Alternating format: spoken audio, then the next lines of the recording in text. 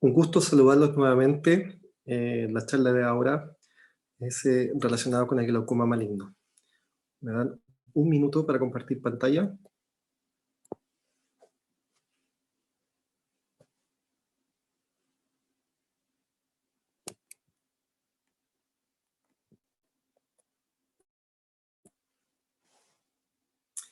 Voy a comenzar. Glaucoma maligno. Espero que después de esta presentación nos demos cuenta que ya tan maligno no es. Estos son los contenidos de la presentación. Vamos a hablar un poco de la historia, una breve introducción, las teorías de su fisiopatología, las características clínicas, algunas clasificaciones y qué propuesta de manejo tenemos frente a esta situación. No podemos hablar de glaucoma maligno sin antes nombrar al doctor von Graff, médico nacido en Prusia, pero vivió la gran parte de su vida en Alemania. Es hijo de médico cirujano, director de un hospital, y se formó como oftalmólogo y médico tanto en Alemania, Francia, incluso en Murfields. Él se considera uno de los primeros médicos en introducir el uso del oftalmoscopio en la evaluación del fondo de ojo, principalmente a través de la evaluación del nervio óptico. Además, es el primero en destacar que el glaucoma no es producido por una inflamación, principalmente era una enfermedad producida por aumento de la presión, cosa que todavía sigue siendo en parte válida hasta el día actual. Además, él fue el primero en organizar el primer congreso o reunión del ICO en Bruselas, que fue en 1857, donde él expone su experiencia considerada actualmente como el gran avance de la oftalmología en el siglo XIX, la iridectomía en el manejo de glaucomas por sierra angular, teniendo gran éxito. Entonces, por lo cual es un médico realmente que ha hecho historia y vamos a ver un poco más de esto. En 1869, von Graff denomina este glaucoma que se producía después de realizar numerosas iridectomías como glaucoma maligno, de la forma maligna porque era una frustración que él tenía luego de reiteradas ocasiones de tratar de salvar el ojo que se complicaba después de esta iridectomía. No todos los ojos, era un grupo de pacientes que llegaba a desarrollar esta complicación que lamentablemente terminaba con ojos ciegos. Se presentaba clásicamente después de una cirugía de un paciente con sierra angular. Posteriormente, pasando ya los años 1950, Chandler reporta con éxito que al extraer el cristalino se podía resolver esta complicación de este glaucoma. Sin embargo, sabíamos posteriormente que la técnica que ocupaba en 1950 incluía obviamente también la extracción del vitrio anterior, que después se planteó en forma retrospectiva que una de las principales causas de por qué se produce el glaucoma maligno, el rol fundamental del vitrio. Luego el doctor Chandler en 1962 con el doctor Grant descubren que con los midriáticos y la cicloplegia podían controlar esta enfermedad, que para nosotros es como básico, pero sin embargo recordemos que en 1962 el único medicamento hipotensor que existía de forma tópica eran los mióticos. Entonces los médicos, cuando se encontraban con un glaucoma maligno, lo único que tenían para bajar la presión era aplicar mióticos, y los mióticos empeoraban este cuadro, entonces entraban en un círculo vicioso, aplicaban más mióticos, peor, y terminaba obviamente, como todos sabíamos, con ojos ciegos. Ya después, pasando los años, en 1969, el doctor Chandler, con Grant y Simmons, encontraron que el rol fundamental era el vitrio, y esto lo sacan de sus conclusiones de 1950, que cuando sacaba el cristalino salía parte de vitrio, y se plantearon que había un rol fundamental en la patogénesis.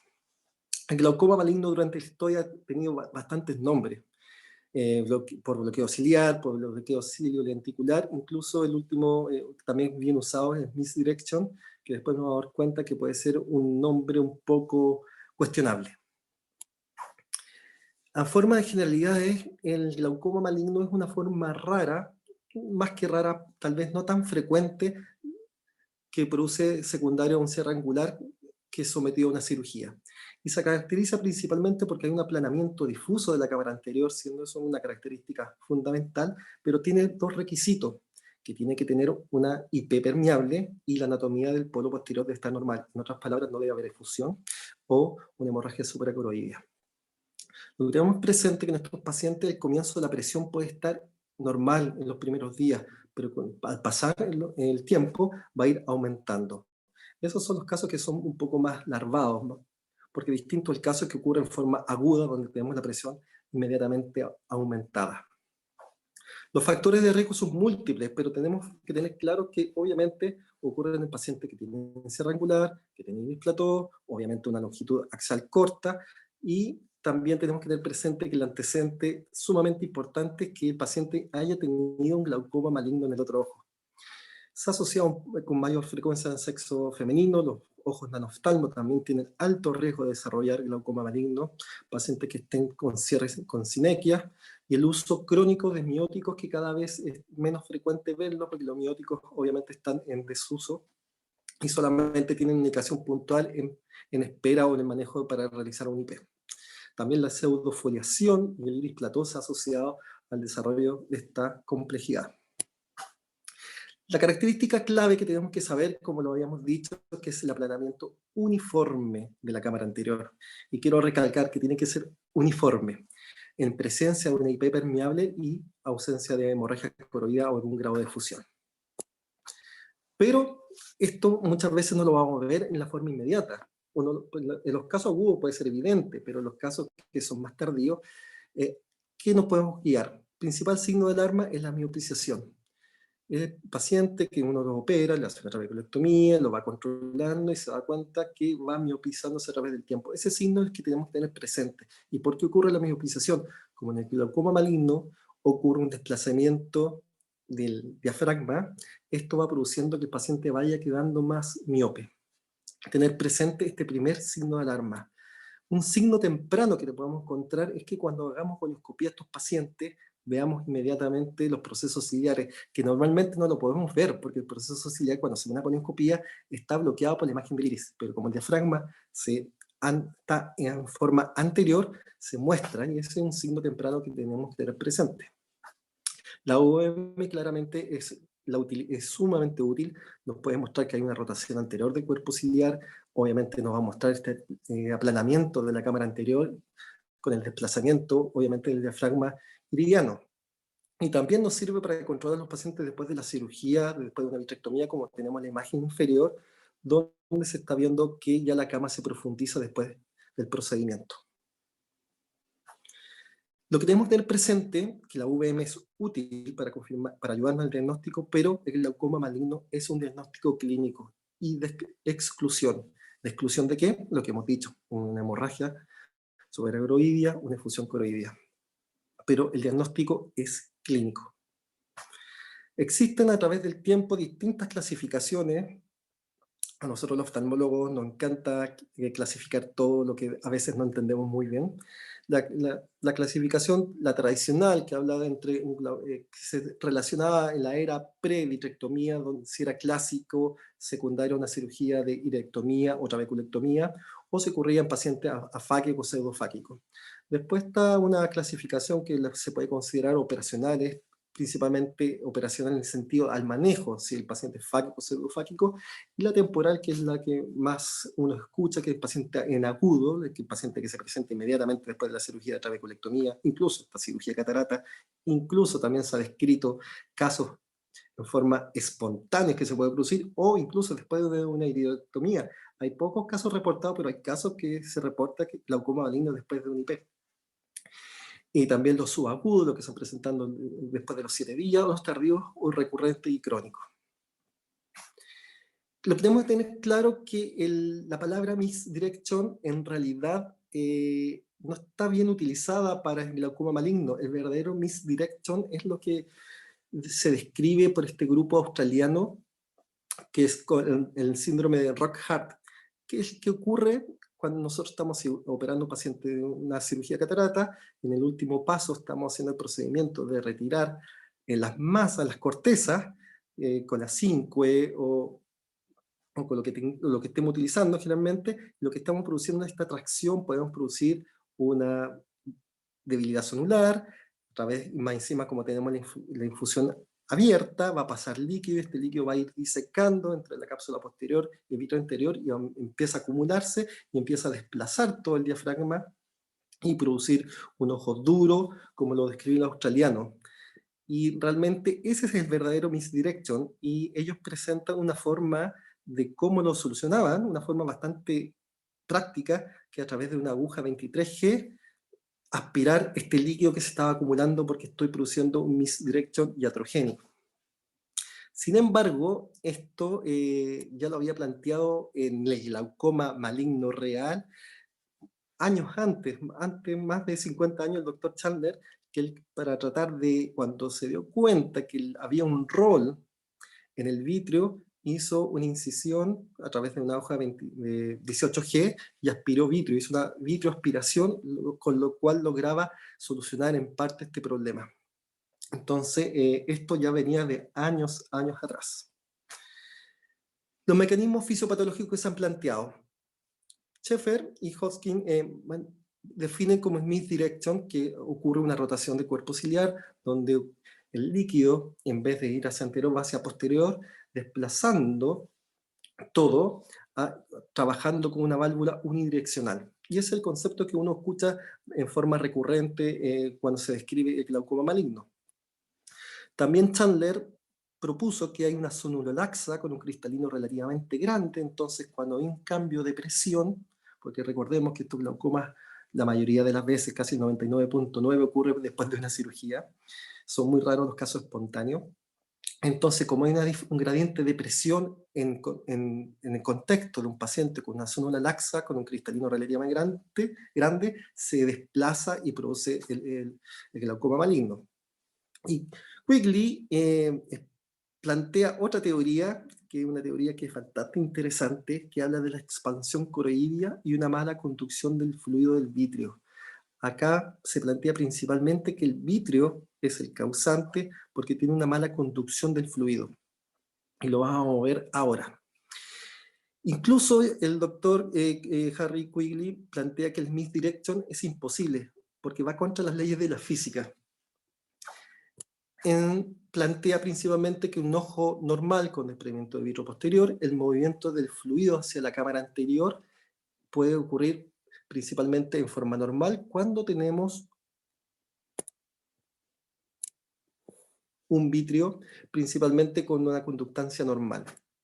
En B, ocurre un paciente que tiene una mala conductancia del vitrio, donde la parte líquida del vitrio ocurre una cirugía, por ejemplo una trabeculectomía, donde se crea una baja de presión de la cámara anterior, por lo tanto hay un gradiente de presión, lo cual produce que haya una expansión coroidea. Esta expansión coroidea, en la imagen en B que se ve en negro, produce un desplazamiento de este líquido, del humor vítreo en la parte líquida, y este vitrio que está enfermo, que no es capaz de conducirlo, hace que se vaya desplazando, con lo cual tenemos en C totalmente que este desplazamiento termina por hacer el glaucoma maligno, cerrando el ángulo y aumentando la presión. Esta es la teoría que se plantea el doctor Harry Quigley, que yo lo encuentro bastante interesante. También se ha planteado que puede ser un tema de resistencia. En este sentido, pensemos que el ojo es un sistema eléctrico, en los cuales sabemos que el vitrio, frente a una apertura en la cámara anterior, siempre va a querer salir, o siempre va a haber un gradiente de presión hacia la cámara anterior. Por lo tanto, el ojo consta de sistemas de resistencia. El primer sistema de resistencia está a nivel del cuerpo ciliar, el segundo a nivel de la pupila, pero el mayor sistema de resistencia se encuentra al nivel del trabéculo. Entonces, cuando yo hago una trabeculectomía, ¿qué estoy haciendo? Estoy eliminando el principal factor de resistencia a este gradiente de presión.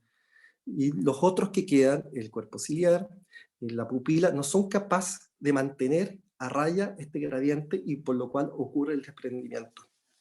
Perdón, el desplazamiento. El manejo, principalmente el manejo se divide en tres partes. El manejo médico, que es clásicamente la atropina, la fenilefrina, acetazolamida, manitol. Luego el segundo paso es el láser, principalmente en los pacientes pseudofágicos y en afaquia, que es toda una capsulotomía posterior, un jack con hialoidectomía, un jack con iliosónulo y hialoidectomía, y también la cirugía, que es realmente la solución final, que es la vitrectomía principalmente anterior. Y tenemos que entender que es la solución. El paciente, el manejo debe ser orientado a la vitrectomía con el objetivo de crear un ojo unicameral. El tratamiento médico, la propuesta de Simon, por sí solo solamente estabiliza, me da tiempo para llamar al retinólogo, para planificar la vitrectomía, ojalá lo antes posible. Y Simon plantea que por sí misma es efectivo en solamente un 50% de los casos. En otro estudio, Dave muestra que solamente en los casos, el 14% logra controlar el aumento de presión. E incluso tiene una alta tasa de recidiva, incluso llegando al 100%. Por lo tanto, el tratamiento médico es solo por tiempo. Luego, tenemos tiempo, que ganamos tiempo, está el láser. El láser solamente tiene una recurrencia de un 75%. Tenemos que recordar que hacer un láser en estos pacientes que ya vienen con tratamiento médico con atropina, que el iris está totalmente dilatado, no es fácil. Entonces, siempre profundizar la iridectomía que ya tiene realizada, porque es necesaria para el diagnóstico, y hacerlo lo más periférico posible y hacerla profundo. O sea, hacer la iridotomía, repasar la iridotomía que ya estaba hecha, tratar de hacer una sónulo y aledotomía. Obviamente también se puede asociar con una cápsula posterior, principalmente si es que estoy viendo algún bolsillo de líquido. La cirugía vítrea es la principal solución, es el manejo que tienen que tener estos pacientes. Y recordemos, como le habíamos dicho, que Chandler fue el primero en realizar una vitroaspiración con relativo éxito con una aguja de 18G. Pero tenemos que tener presente que la vitrectomía, los retinólogos van a pensar inmediatamente en una vitrectomía core, una vitrectomía central, y no es la solución, porque puede recurrir entre un 50 y un 75%. Sin embargo, la vitrectomía central más la sónula y la hialectomía con vitrectomía anterior tiene 0% de recurrencia. Lo mismo si lo hacemos solamente por vía posterior, solamente el vitro anterior. 0% de recurrencia. Por lo tanto, la clave está en el vitrio, remover el vitro anterior. ¿Qué pasa si no contamos con retinólogos? Estamos en un lugar aislado. ¿Qué podemos hacer si somos cirujanos de glaucoma o cirujanos de segmento anterior? Este estudio es súper interesante, que fue publicado en 2014, frente a glaucomas malignos, planteaba hacer una vitrectomía anterior, o sea, una vitrectomía comiéndose el vitro anterior a través de córnea clara, ocupando la iridotomía que estaba hecha, una iridotomía según el caso de la cirugía previa que haya llevado a esto, intentando introducir un cuchillete por córnea clara, sobre donde está la iridectomía, profundo, pasando hialoide, pasando la cápsula anterior, para formar un canal. Y por ese mismo canal después se entra un vitrector, principalmente, y se va produciendo el retiro de ese hialoide anterior y ese vitro anterior, con lo cual se va profundizando la cámara. Un estudio bastante interesante en el sentido porque los resultados son bastante buenos y puede ser, en caso de emergencia, si no disponemos de retinólogo, una opción que puede salvar un ojo. Por lo tanto, el mensaje es que la clave es remover el vitro anterior. La recomendación actual es realizar la vitrectomía, la que puede ser tanto por córnea clara, en casos que tengamos problemas, no tengamos retinólogo o estemos en una zona retirada, o una vitrectomía parplana, indicando que también tiene que ser removido tanto la zona, el iris, la zónula y la hialoide. Y dependiendo si el paciente es fáquico o no fáquico, asociarlo también a facomulsificación. Bueno, ¿y qué pasa con el segundo ojo? Realmente esto está en discusión. Muchos plantean que como el factor de riesgo sumamente importante es haber tenido un glaucoma maligno en el otro ojo, obviamente que nadie va a entrar con muchas ganas a operar el ojo contralateral. Muchos se plantean hacer una vitrectomía en forma profiláctica. Esto todavía está en discusión, pero, por ejemplo, también se puede hacer en ojos nanoftalmo, que necesitan cirugía, hacer una vitrectomía anterior para evitar todas estas complicaciones, que tampoco puede ser solamente glaucoma maligno, también estos ojos pequeños pueden tener otras como expulsivas o hemorragia supracoroidea. El mensaje que les quiero entregar, aunque la prevalencia es baja, tener presente los grupos de riesgo y los signos que me pueden ayudar, la miopización, la visualización, al agonoscopio de los cuerpos ciliares, tenerlos presentes.